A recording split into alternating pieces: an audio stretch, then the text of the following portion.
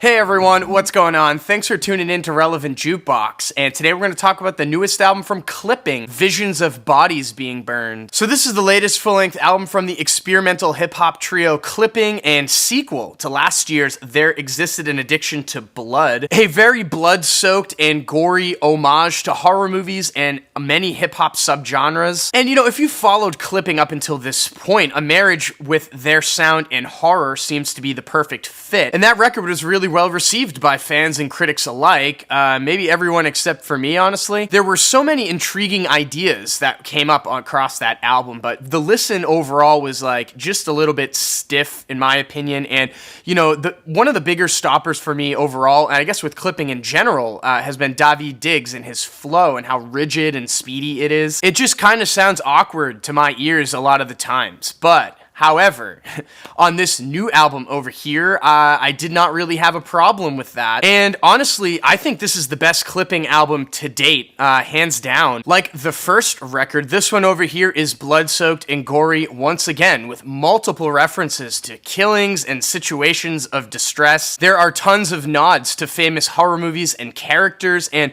there's also a handful of skits on here that sound like they were scenes from horror movies. They could be, I'm just not really quite sure. The production on here is just absolutely insane. Everything is just so paranoid sounding and abrasive and noisy. I mean, it truly does sound like the proper successor to the first release, and everything is just executed so flawlessly and better. And as I had mentioned before, you know, Daveed Diggs' flows on here did not sound as awkward in my opinion at all. He does slow it down a little bit more on this record and doesn't stumble over his words really, and in the moments where he does speed up a lot with that ascending, descending flow that he has, the instrumentals this time around match his intensity and keep up with those flows to enhance the vibe. Like on the track Something Underneath, for example, I really love the intensity that's just packed into this instrumental and how anxious it feels, especially when it picks up towards the end. And I mean, there are some tracks on this release here that are just so visual overall that it feels like you are watching a horror movie in your head, like Eaten Alive, which is a reference to the famous Tobe Hooper film of the same name. The instrumental on this one is just so stark, and it sounds like there are people just like searching around an abandoned shed looking through a bunch of rusty tools and knives. And of course, Daveed references being on the bayou and crocodiles like in the film. And you know, as a huge horror fan myself, I mean, I really enjoyed these references when they showed up, especially on a film that's like a little more niche for the horror genre. And then there are other tracks on here that just continue to advance this horrorcore vision that they have to the max. Like Body for the Pile, for example. I mean, whoo, boy! Absolutely insane instrumental on this one once again that is extremely abrasive but also prickly sounding at times, and especially when the intensity picks up towards the end with all of those sirens and alarms. And Daveed is portraying a killer on this track that kills 3 police officers actually in 3 different ways. I mean, it's pretty brutal. Everything is really unsettling, and I really love the transition into a more lazy and like subdued feeling instrumental on the next track, Enlacing, which to me is just extremely captivating with all of those vocal samples that are buried in the mix. And then you have the absolute banger, Looking Like Meat. There is just huge blown out bass all over this track with those really bright spurts of synthesizers that shoot through at times. And there are all these like twinkly, dreamy sounds and melodies that are just kind of like put into this beat that sound like they're lifted out of a 90s horror film from a scene that, you know, is just building a lot of drama or something. This track is just executed flawlessly, in my opinion. I mean, like most of this album. Also, I really loved the line about the Crypt Keeper from Tales from the Crypt doing the Crip Walk. I thought that was hilarious. And then you have the track 96 Nev Campbell, obviously being a nod to the famous 90s horror film Scream, which is my favorite 90s horror film,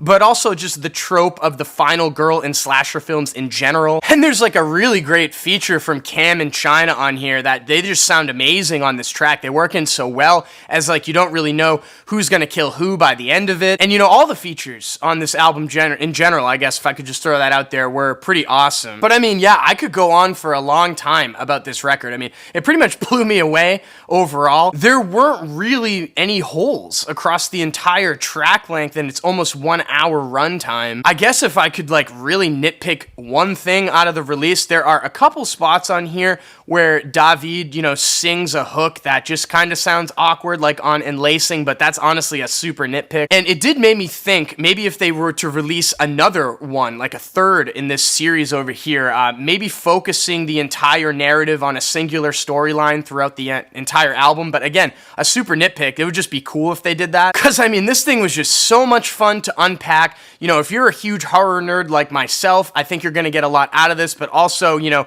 if you're a big experimental hip-hop head like myself, it's just kind of like both worlds colliding in the best way possible. And as I said, I mean, I could probably just go on and on about this record, listing off track by track, but I think that'd be kind of boring. I mean, I suggest going out, getting your ears on this thing. And with that being said, guys, I'm feeling a 9.5 over here on Visions of Bodies Being Burned. Now, this did come out on vinyl, and it was a really cool pressing through Sub Pop on their Loser edition, which has sold out by now, so hopefully you guys grabbed a copy. It looks like there's only standard black releases left. And if you have listened to Visions of Bodies Being Burned, what did you think about it, guys? Let me know in the comments down below. And as always, thank you so much for watching. Make sure to like and share, and if you want more content from me, hit that subscribe button. Peace.